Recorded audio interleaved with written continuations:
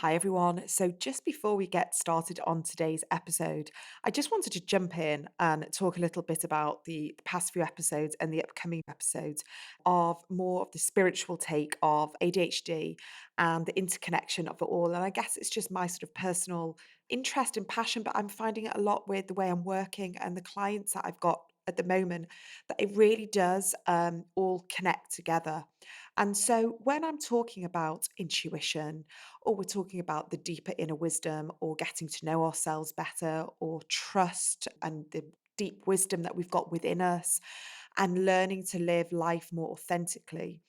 I want you to be able to know that it's a language that you can choose, that the language doesn't have to be my language, it can be your language, and you can pick and choose what feels right to you.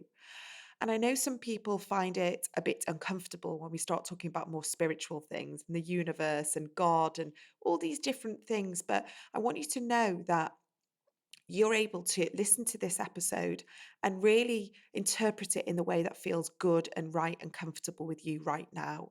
And maybe come back and listen to the episode again in a few weeks. Let things integrate, let things settle.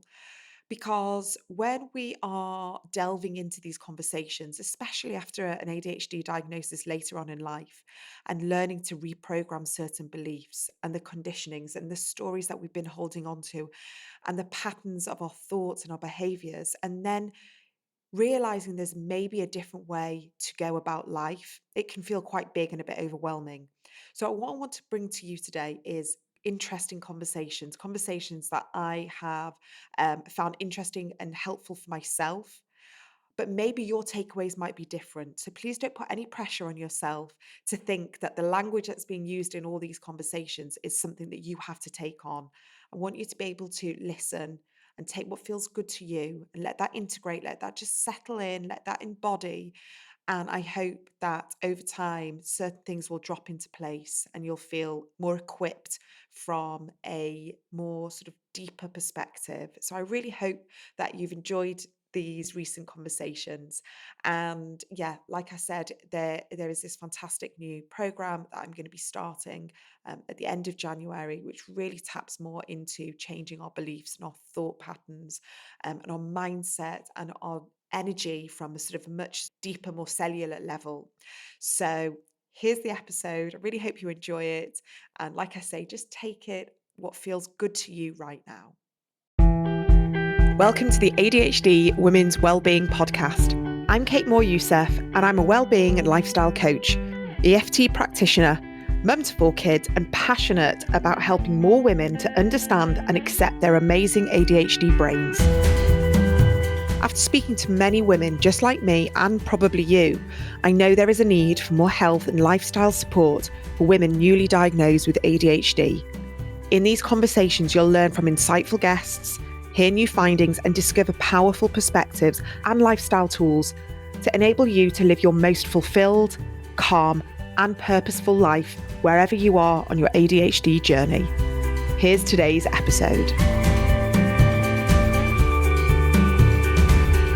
Welcome back to the ADHD Women's Wellbeing Podcast. I'm Kate Moore Youssef, your host, and today I've got a very, very special guest. Someone who has seen me through my journey of this evolution of having no idea what is wrong with me to being here now doing this podcast.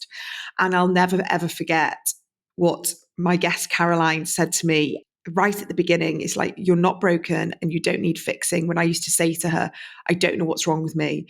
And now I kind of know what's been going on. And so I just want to welcome my incredible friend, my coach, my mentor, someone who I value so deeply. It's Caroline Britton. Welcome. Oh, thank you. What an introduction. Thank you. Thank you for having me.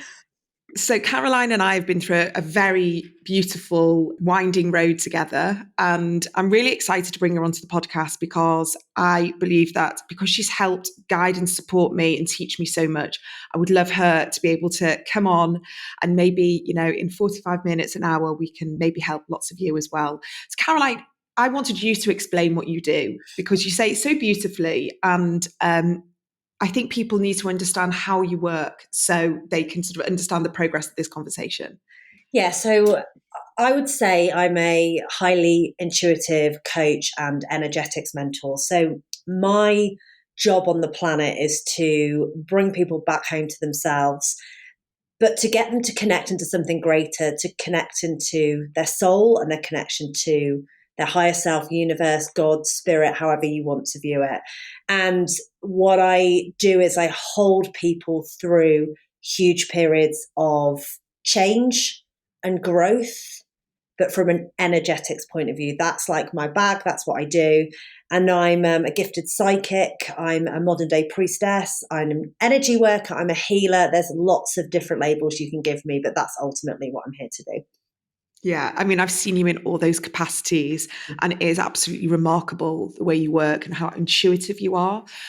And I know that you got me from the very, very beginning. And we're talking definitely 5 years ago. And, weirdly, we live near each other. We live 2 minutes away from each other, but you work with people from all over the world. Yes. And, I never believe in coincidences. And I know that it was serendipitous that we met. We were introduced through a mutual friend. And you just started your coaching business. You'd literally just started doing some coaching. And this person said to me, I think you should speak to Caroline Britton. I think, because I was going through a big process of change. I just had my fourth child. I was leaving a place of work that I wasn't sure I wanted to be in anymore. I'd had time out, and I knew that there was something going on with me. I'd had no idea there was anything like with regards to neurodivergence at all. But you carried me through this growth, this change, this evolution, and you kept, like what you say, like, you helped me come back to myself. You helped me understand that there was nothing wrong with me and that I didn't need fixing, and that I needed to start trusting myself and leaning into something and listening to myself. But it was so hard for me. And, I'm probably speaking for so many of the people right now who are listening, that we are so in our heads. When you've got ADHD, anyone that's on the spectrum with neurodivergence, it's really hard to get out of our busy brains and go back into our bodies and feel grounded and regulate our nervous systems. Mm-hmm. And you help a lot of people do this. Yes, I think what's really interesting to me is when a client comes to me, they are presenting themselves, but they are presenting themselves from their stories, their limitations, their blocks. What my gift is to be able to see beyond the person you tell me you are. So I'm able to see beyond the limitations that you present me with. I'm able to see beyond your fear, your doubt, and your disconnection. And I think I identify wholeheartedly with that journey because I've been through it myself. So just after the birth of my second child, I was in a full-on corporate environment, a big global consultancy, very masculine, very much driven by data analysis, the head, what you think, intellect, in the traditional sense, intellect. And for me, I just became more and more disconnected. So I had this like preconception of myself that I was stuck, I was average, I wasn't enough, I was overwhelmed, and all of these things that I bought into. It was through my journey of unpeeling all those layers and getting to the truth of who I was that I set myself free. So when I see people in that position, I know it's possible for anybody to be able to set themselves free. But the first thing I want your listeners to understand is it requires the internal work. So if you want to change your external reality, we've got to do the internal work. And the first place to start is observing the way that you speak to yourself, the way that you're on almost autopilot to act in a certain way in the habits that you have and the stories you have. And then the second thing that comes closely after that is to start questioning it. Is it true what you say you are? Is it true the confines that you see for your reality? Is it true the box that you're putting yourself in? In your case, is it true that there's something, quote, wrong with me? No, it's not. But it's having the bravery to wobble and question the beliefs that we've built our life on. And that's hard to do because it completely destabilizes us because we built our whole life and our whole being and our whole persona on a set of beliefs about who we are. So it's not easy work to do, but my goodness, it is so rewarding when you do. Yeah. I mean, thinking about myself, but also so many people when they go through this sort of the diagnosis or just the awareness of like that penny dropping of, oh my God, like this is what's been going on for me for so long. And that very loud inner critic, that voice of comparison, criticism, I'm not enough, that we've heard echoed from other people, but mostly from ourselves. When we understand that there's not something wrong with us, that we're not lazy, that we're not flaky, that we're not disorganized, there's actually something going on that we've been trying to override and override in the most exhausting way. When we're able to just kind of go, oh, okay, and see it for what it is, that's when we can start unraveling. And I hear this all the time that women, mostly in, their 30s, 40s, and 50s are getting almost like a second chapter of their life, that they're able to process what they've gone through with all the different traumas, understanding who they are and standing in their power. And this is this conversation that I wanted to have today is like, this empowerment of what you do and how you activate people. And I know that you've activated me because I read back to my journals. I don't particularly love doing it when we first started working together. And I literally can't even relate to that person because my energy has changed. And I do feel that, like, I look back at that version of me and I think I would never have believed that version of me 5 years ago would be doing what I'm doing now. But still, there's still fear. And I remember I always used to say to you, but what about this person? And there were so many people that I used to think about and so many worries. And you just helped me unpeel and unravel and rebuild stronger foundations, which aren't unshakable, but I have a lot more strength in my conviction. Like the inner strength is there, which I don't think was there before. Tell me a little bit about the energy work that you do, because I think this is what might be confusing people. Like, how do we change this internal energy? Yeah. So, one thing I feel strongly compelled to say before we get into the energetics piece is one of the greatest gifts that people can give themselves is the acceptance and love of self. We're all unique. We all have our own superpowers. We have things that we're good at and we're not good at. I spent so long trying to put myself in a box I thought I should, and that's always a key word, be in. And actually, there wasn't a lot of room for this intuitive, psychic, deeply empathetic, um, energy worker in the environment I was in.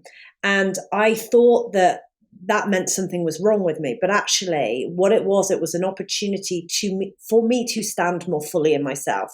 And I want whoever's listening to take a moment just to feel into that question is, if I accepted all of me and recognize that I've been given the perfect set of skills and uniqueness, how do I want to go out and use that in a world in a way that feels good for me? That's going to really help. So I wanted to say that.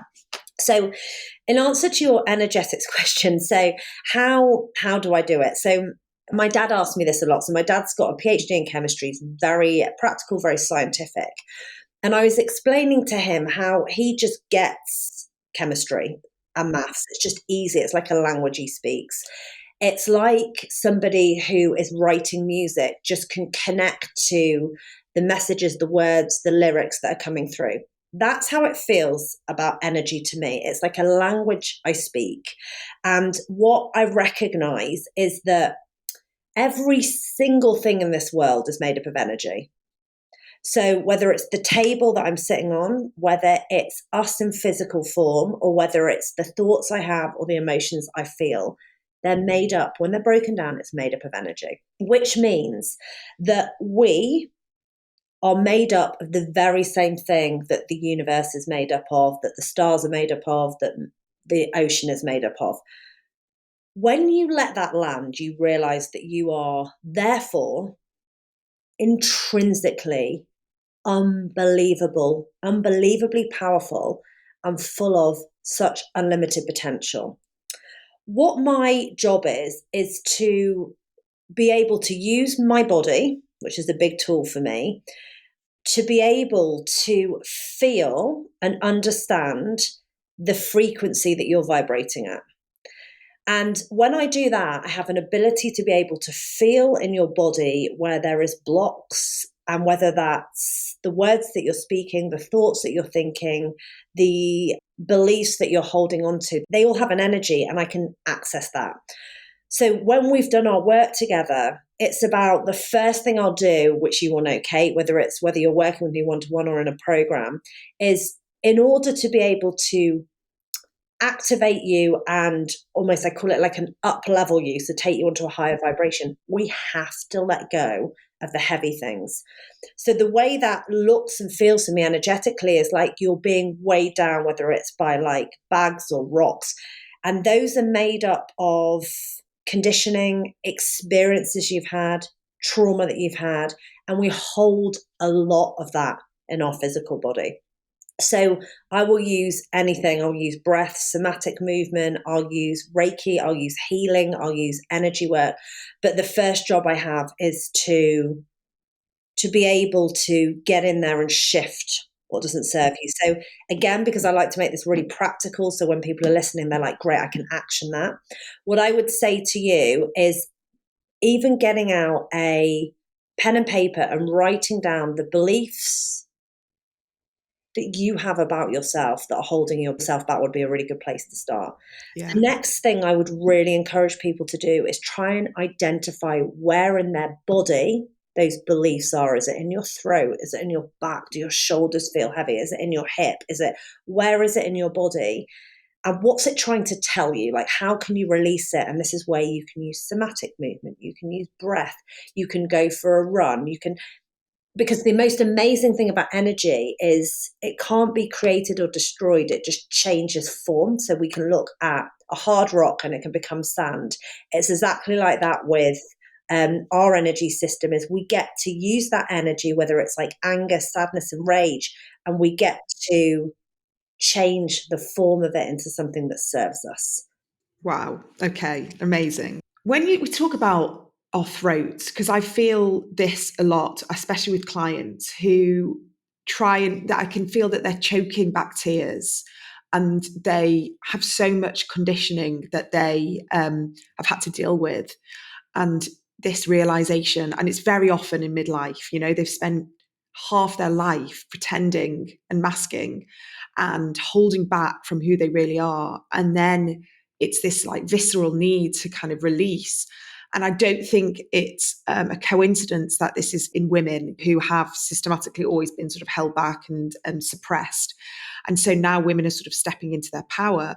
And I really believe that this is very important to talk about because not only is it neurodivergent, it's women are opening up and finding a voice and finding acceptance and pushing away those kind of cultural and societal restrictions, the shackles that we've held ourselves in. But it's very scary. Yes. I know you work a lot with fear, and we want to do this. We want to activate our voice. We want to stand up and say what we want to do.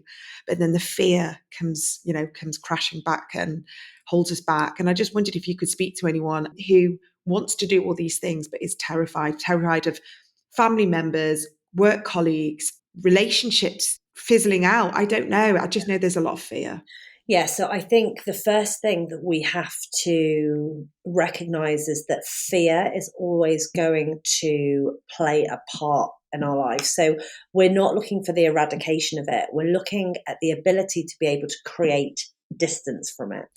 As Elizabeth Gilbert says, taking it out of the driver's seat and putting it into the passenger seat. So, how do we do that? For me, one of the most powerful things I do is rather than trying to ignore the fear or suppress it, I actually call it to me.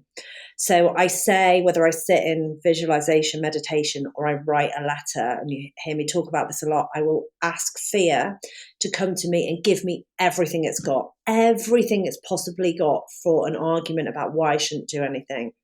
And you'll be amazed. It will bring things from your childhood. It will bring things from a friend who had an experience where something didn't work out. It will come up with the most unbelievable things. Your job is to let it. What you will find as you do that is it starts running out of steam because it's like the fear of the fear which gets in the way. Actually, if you can remove that middle bit and just say, right, come to me and let it have its say, it starts diluting its power. The next thing that you can do is once you have exhausted what fear wants to say, go for a little walk, come back and write from soul, truth, happiness. Like, imagine this gets to be good. Imagine if I'm right. So I remember doing that in the corporate world. I had a long letter about why it was a disaster zone to leave the corporate world, even down to you won't get your life insurance policy if something happens to you. I mean, the irony in that is, but I'd have all of this written down. And then actually, there was a letter that came through from Love, Soul, whatever you want to call it, which was like, there's something you're being called to, and trust that. And I know you're scared, but you've got this and you're capable. And I believe in you. And then what we get to do is we get to choose. We get to choose which one goes in the driver's seat. Once you've done this exercise, this is the next thing, and I think this is really important. Let's give an example. I will happily now be on video, I'll be on podcasts, I'll be over Instagram, I'll speak to thousands of people, I'll run events for 6 hours where it's just me on the stage. 5 years ago, I wouldn't even put my picture on Instagram. I had a photo shoot and got a friend to do it for one of my products. I wouldn't promote myself. I definitely wouldn't be on video. I didn't have the confidence. I was worried about what everybody would think. I wouldn't even say, I mean, even 6 years ago, I wasn't fully owning my spiritual gifts. And now look at me, like there's a huge difference. Now that difference happened incrementally. This is really important. It was like bit by bit, where even like the tiniest millimeter, I would move the needle of putting myself out of my comfort zone.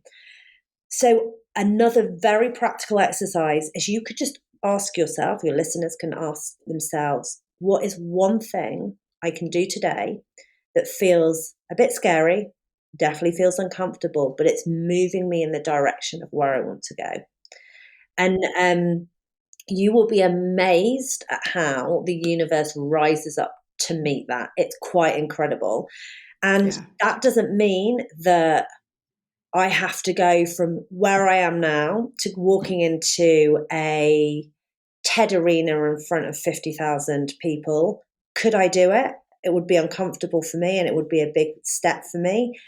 But I certainly am way more near that level now than I was 5 years ago. But that's been every day, just a little bit pushing myself. Can I show up on Instagram even when I don't really want to? Can I do a podcast even though I'm nervous to talk about this in case people, have a reaction to spirituality or intuition? So it's just bit by bit by bit. And then lastly, because I like to do my threes, is please remember that when you speak your truth, and you're true to who you are, you give people permission to do the same. So I'm just interrupting today's podcast because I want to let you know about a brand new program that I'll be launching towards the end of January 2024. And I've got a sign up page on my website right now. I'm still planning it. I'm still working on it, but I have to say this is probably one of my most exciting programs so far. This is so intuitive and authentic to me, and anyone that's worked with me will really see where this is going. So this is all about changing the energetics from within and changing our stories, releasing old blocks, old conditioning, and creating a new future, visualizing a new way of being, and really letting go of the things that have been holding us back. This is all about our spiritual growth, leaning into what feels right to us and not doing all the shoulds and the needs and the comparing, and working on the internal dialogue and the stories and the words that we say to ourselves, changing the energetics from within so we can reflect outwards and change what our reality is. And so many of us who have had a diagnosis much later on in life can feel really stuck and feel like we're an old version of ourselves. And then the diagnosis brings revelations and new ways of wanting to be and think and live. But often we find it very difficult to get there. So in this program, it's going to be me holding you accountable, motivating you, giving you practical, but also spiritual and energetic ways of shifting the dials, changing the way we think and believe, and the stories that we tell ourselves and the words that we use. And I'm really, really excited about this. I'm still conjuring up all the details, but it will be probably a 45-minute workshop every 2 weeks for about 3 or 4 months. So I'm going to be sort of hand-holding you, cheerleading you, motivating you, giving you new ways of doing things, helping you make decisions and choices that feel right and aligned with you. This is stepping into your most truthful, authentic version of you and changing this reality and really leaning into a different way of being now that you have more awareness. I really believe that this is something that I've been working on for many years, and I can't wait to finally share some of the tips and the ways that I have helped change how I show up in the world, because it's very different to how it was 5 years ago. So I'm hoping that in this program, this container, I'm going to be opening it up. I'm really going to be creating a community of people who are ready to step out of a mentality that feels like the world has been doing things to them and start taking action and charge from a place that feels good to you. And this is not about doing, this is about being, this is about feeling. So if you really don't align with this sort of action and goal setting and sort of new year resolutions, this may be a much softer approach for you and really work with our neurodivergent minds. So head to my website. You're going to see on the homepage a sign up page. If you just put your name and email address there, I promise you that when this is all live and I've got all the details, you guys are going to be the first people to get it. Now back to today's episode. We always talk about our nervous system and how much our nervous system can hold. And I know that for myself and so many of us, we have very sensitive nervous systems. We feel things so strongly, whether that's external events, that's stuff that goes on in our heads, anything to do with our friends, our family, our loved ones. We've got heightened nervous systems that everything can feel very scary. And then compounding that, we've got this very busy chattering noise in our head that stops us from sometimes hearing what we need to hear. So it's learning how to trust ourselves. And so I think basically what I'm trying to say is like, I understand that there's blocks there and it can be really hard. And I struggle with meditation. I struggle with visualization. When I close my eyes and I try and meditate, my head gets even busier than normal. So I have to find different ways to visualize, different ways to meditate.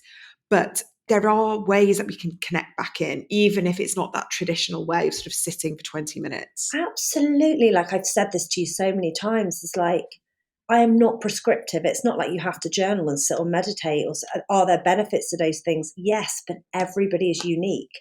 So I have clients who access unbelievable realms and information when they run, or they're in the shower, or like you're in nature and you're grounded. And that's one of the biggest things for me, as you know. You and I both do a lot of this. I walk in the forest nearby me, and I get a lot of information that way. What's really important is that we have to take absolute radical responsibility for our nervous system. You have got a phone, you have got access to social media, you've got access to non-stop news and information and sounds and busyness. There's things to do with the children, with businesses, with work. It's always going to be there. Our job is we have to take responsibility and say, what am I digesting each and every day? Whether that's social media, whether that is the food that we eat, the people we surround ourselves with, the things that we choose to believe. We have to be so on top of our energy. And what I do is I'm continually asking myself, does that give me energy and expand me or take away? And I mean that in everything, down to the client I work with, what I'm teaching, the way that I run my day, everything. And what I notice is it's so easy for my nervous system to be out of whack, particularly if I've got something big going on. So actually, it doesn't work for me to be scrolling on Instagram. I noticed I start feeling anxious. It's like, it doesn't work for me to be in the house and have like my kids with like three different TVs on whilst kicking a ball, whilst also cooking dinner, whilst checking an email. That doesn't work for me. Like I have to be aware for me what does and doesn't work, even down to it doesn't work for me to have a coffee after 10 o'clock, like it, or have more than one coffee a day. It's like simple things. We're all different. We have to work out what it is that suits us and take absolute responsibility. And another thing is that this isn't a nice to have, this is an absolute prerequisite for functioning to the best of your ability. And if you want to get more clarity and you want to access more guidance, you have to find and prioritize your modality for doing that. And I know a lot of us say we don't have time, but you'd be amazed how you can find it if you prioritize. And even if that's going and lying on your bed for 5 minutes with your phone off, I don't mind what it is. But what you want to be saying to the universe is, I'm intentional about creating space to be guided, to receive information from a balanced place.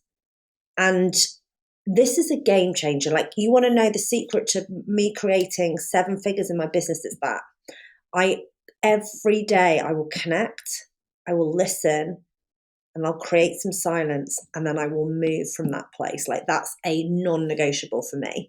And the first thing I do, I mean, I haven't even looked at my to-do list. I've meditated and I've connected in and I've journaled and I've been for a big walk. I haven't looked at my to-do list, and it's, what time is it now? It's 11:30. So Mhm. that's the thing, is like, we have to, I promise your listeners that there is clarity, wisdom, love, peace, information that's trying to get through to them. But you've got to create the space and you've got to create the silence at some point in your day to be able to access it. And if you can do that and start with 5 minutes a day, it's a game changer. Absolutely. And it's being intentional, isn't it? Because, like you say, we can just be reactive all day and then another day goes. But, things don't change until we make that decision. And yes, we can sort of have a victim like mentality of, this happened to me and that happened to me and this person. But essentially, we have to make that change, and we have to make a decision of when that ends and this new version of our life begins, and what we want, and what we want to be calling in and being open to. And I say this a lot to my clients, is like, well, what are you choosing?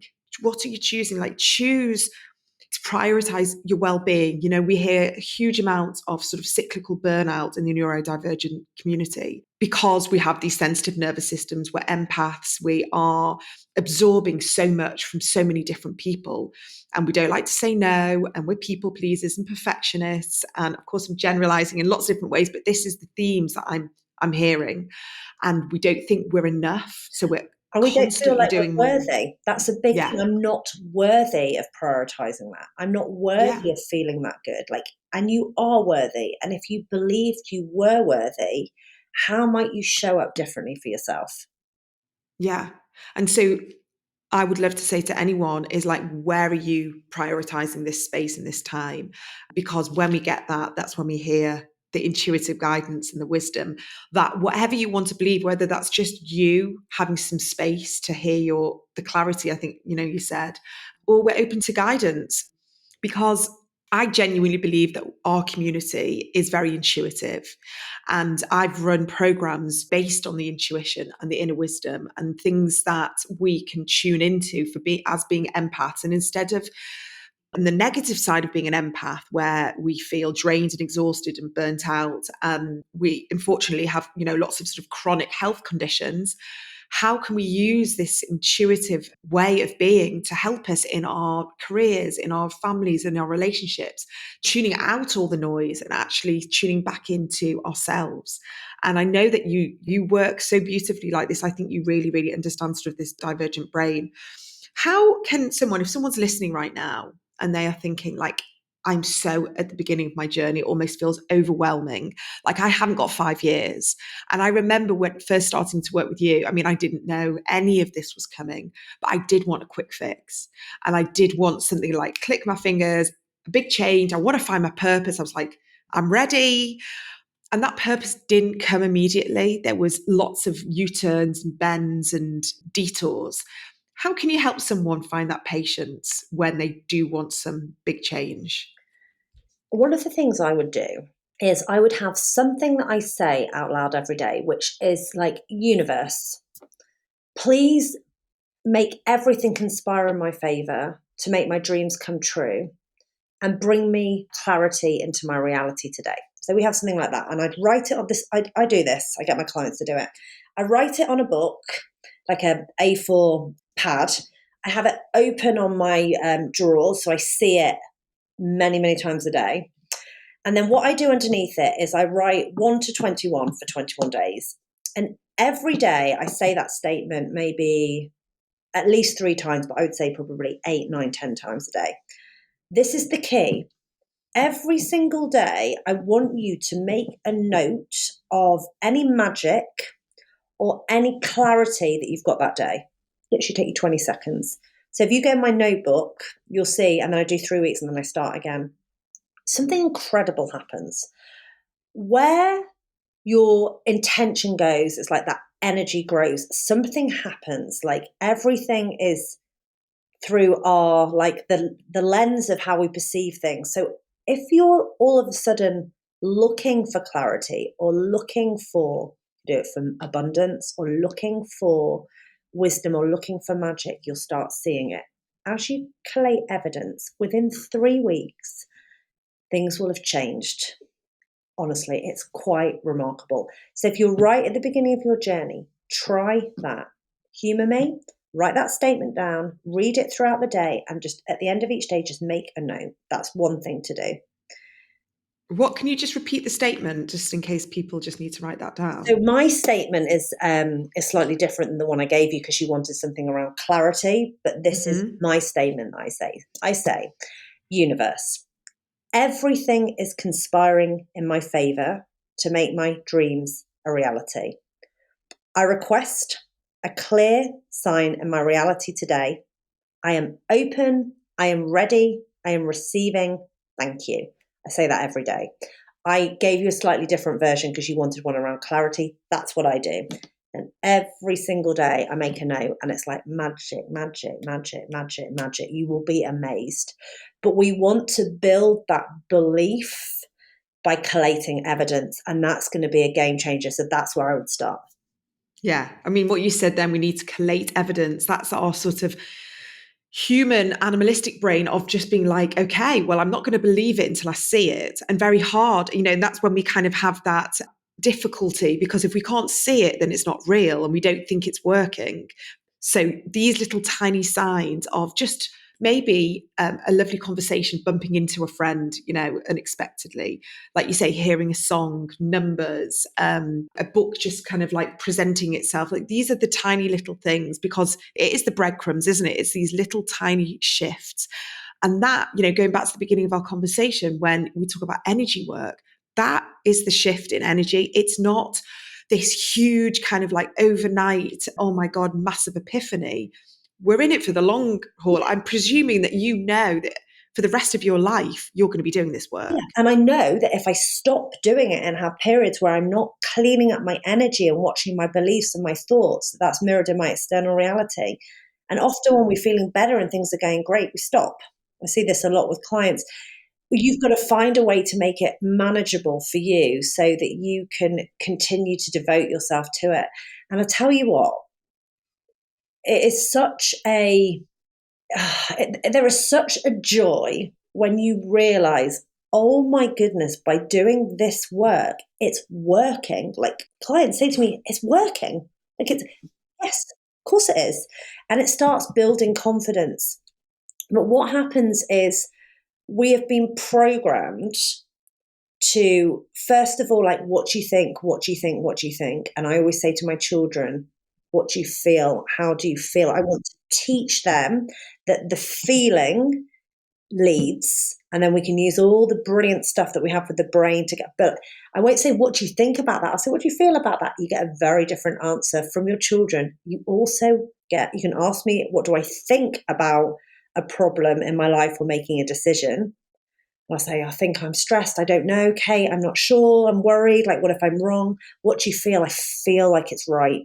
Mm. Very different answer. So it's having the ability to be able to do that is to do the feeling part is one key thing, but also to recognize that in order to change things in your reality, you're going to have to start choosing different beliefs, different thoughts, because they govern our emotions and our actions. And there's so many of us in the same cycle, taking the same actions with the same habits because we haven't gone back and said, these are the new beliefs, because we're waiting. Just start playing with this. I'm a powerful creator. I have the power with everything I do. How could I use that?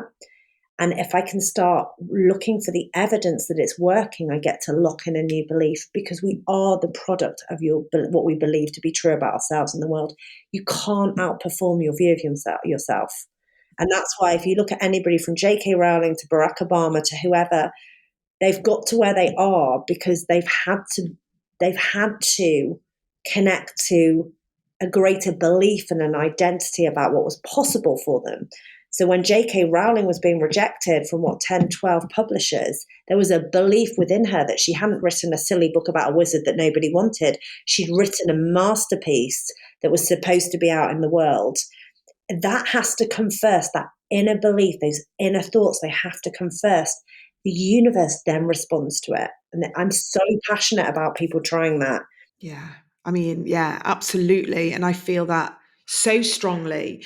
And it's that trusting the visualization that you get of what you want to do.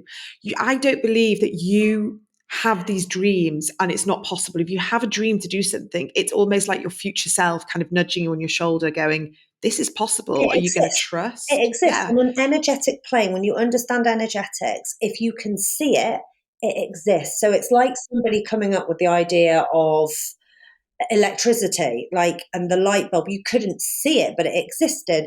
Sending somebody to space, like, it existed. It's on a frequency that people can tap into and then create it in the physical plane. It all exists.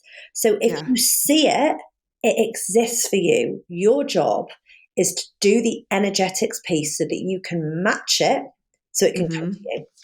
Yeah. I mean, I love Dr. Joe Dispenza for all Yeah, of this. absolutely. Yeah, because Amazing. he really explains it and really helps you understand that the future version of you is just, it's just you trusting and really leaning into what you're being shown so you can make those incremental steps. I'd love to know, before we finish here, so people can understand, like, if you don't want to be running a huge business or do something enormous, like maybe you just want to move from like a banking job to setting up a bakery, or you are someone that would love to be able to be a musician, but you've been told that you have to be a lawyer or a teacher. The clients that you've worked with, what shifts have you seen that actually are like, this is real, like you can make this change, you can lean into your dreams? I mean, extraordinary shifts. I mean, as you know, I work with such a variety. I work with people who are very high profile in the public eye, CEOs, entrepreneurs, um, mums who are choosing to be home with their babies, dads who are choosing to do big transitions. They want to be home more, or they want to travel with their family, like whatever it might be. There's a huge range of people. But the most important thing is I work with people so they can see themselves differently. Yeah, they can see themselves as who they truly are. We are born into a society that continuously tells us we're not enough, that we need to be more of something, more this, more that. We unwillingly and unknowingly take on beliefs and thoughts from our parents, from our ancestors, from our communities, and we think they're our own. And what my job is and your job is to sit there and say, are these actually mine and do I want them? And you get to let go of anything that you don't want. And you can be anything you want, but it starts with, and this was one of the biggest things I had to work with, you have to realize it's possible for you. And it is. You are no different. You are made up of the same energy as everybody else. Anything is possible for you, but you've got to take responsibility and do the work around the bits that you're carrying that don't serve you, the beliefs that you've picked up that you don't want that are holding you back, the identity piece of who you truly are and who you choose to be. That's energetics. Energetics is, this is who I choose to be and then I will do, not I will be defined by doing an external validation and the pushing and the masculine. The energetics piece is, who am I going to choose to be, who am I going to choose to embody? And then from that place, it's starting to challenge yourself. This is where I got to. Honestly, when I was in the corporate world and I knew I wanted to set up my own business, I was so full of fear. My fear of regret became bigger than my fear of failure. And I pretty much live by that. Hmm. Is, I'm okay to fail. What I'm not okay to do is to get to the end of my life and have regrets because I was scared. So that was a big motivational force for me. And then I just started to, rather than what if I can't, it was like, actually, I can. I just started using my language differently. What if I can? What if this works? What if? And this is the key thing, which I think is important to end on, is we do the internal work, we do the excavation, and we do the rechoosing, but you've got to act and show up from that place. So we Mhm. want the feminine, we want the energetics piece, we want the being, we want to do all of that work, the intuition, the guidance. But what are you going to do with it? What Mhm. are you going to do with those desires? What are you going to do with the person that you choose to be? And that might be just a little nudge that needed to happen for some of the listeners today is what are you going to do now? How are you going to show up Yeah. for yourself? Yeah, and that is literally dropping an email, sending a message, picking up the phone, buying a book, listening to a podcast. Like, this is all within everyone's reach. Something that we won't get into now, but I know that you do a huge amount of work around money, the energy of money, which a lot of people might be thinking right now, well, it's saying it's all very well, but actually I have to work in this job and I have to do these things because I have to pay my mortgage and pay for my kids' education. Mhm. And that just like brings down the shutters, doesn't it? But I know that you do a huge amount of work in this area. So when people think that money is like they're blocked to all of this, you help people open up to a new way of thinking. Yeah, and we could do a whole podcast Yeah. on money, but what I will say to people is you get to do it in a way that's balanced for your nervous system. So I'm not suggesting that if it doesn't feel right, you go and give up your job tomorrow and have your fingers crossed. There are ways to do it where you could, like I did, I worked and had my corporate job, and then I started building up my catering business on the side. Then I went down to less and less hours in my corporate job. Then I took a sabbatical. Then I didn't go back. So there were ways that I did it. I had a lot of reasons not to do it financially. But the thing about money is if you clean up your energy around it, it will support you and step in for you. And there's some brilliant books that people can read, like Jen Sincero or Wallace Wattles. But what I want you to do is money can be the thing that has the biggest hold over us. But Mm. actually, I always see it like a bit like a hologram. It's what we present onto it is how it's seen. So this is a really good, powerful exercise to do. If you are wavering about whether you want to do something or somewhere where you're being guided, ask yourself, if I had £5 million in the bank and I was getting £200,000 for the rest of my life every year, what would I do? What would I choose to do? That frees you a little bit to say, oh my gosh, okay, there is a desire, I want to do it. Then what you get to do is say, okay, that's clearly where my desire is. If I wasn't being held back by money, this is what I would choose.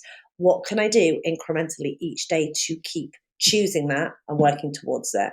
And then you Yeah. can kind of get there with the money piece afterwards. Oh my God. Like literally I've got like goosebumps because of that. That just cuts through everything, doesn't it? And then also a great book that I'm reading at the moment is The Five Regrets of the Dying, Okay. um, which is Saw actually that, Bonnie, yeah, lady someone. was interviewed on a podcast with it. Was it Dr. Chatterjee? I saw. Yes, Yes, I saw that's what it it. recently. Yeah. I listened to that. It was incredible. And Five Regrets of the Dying, literally, again, sort of amplifies what you were saying then. I like, don't want to die with regret. And it just kind of goes, oh my God, we're here. This short time. What can we do that's going to really fill our souls? And that is what you need to kind of keep thinking. What am I doing? Does it fill my soul? Does it give me purpose and fulfillment? No. Okay, how can we shift things a little bit? And do you know what I think as well? I always think about this. What would I regret not saying? Like, that's really important for me, for somebody who uses her voice so powerfully in the work she does. I do that in all areas of my life, like whether it's personally with the people I love, it's like I don't hold back, which can mean difficult conversations, or it can be conversations where I feel really vulnerable and I feel like I'm putting myself out there. Is it's more important to me that I speak my truth and that people know how loved they are or how I feel than having that regret that I never did. Like, that's always been really important for me. So, like, if there's something that you feel you want to say, or there's somebody that you love that you need to tell, or whatever it might be, is that it's so freeing. even if it does scare our like little human inner child ego, it's so freeing. So I guess this is a permission piece for anybody who wants it to go and do that. You won't regret that. Yeah, and you really do walk the talk as well. So I just want to thank you, as always, for your honesty and your truth, your authenticity, your vulnerability. You're incredibly inspiring, Caroline. And I think this conversation will, I'm going to cry, That's a really help a emotional lot of thing. people. Thank you. Thank So honestly, thank you so much. I really hope you enjoyed this week's episode. If you did and it resonated with you, I would absolutely love it if you could share on your platforms or maybe leave a review and a rating wherever you listen to your podcasts. And please do check out my website, adhdwomenswellbeing.co.uk, for lots of free resources and paid for workshops. I'm uploading new things all the time and I would absolutely love to see you there. Take care and see you for the next episode.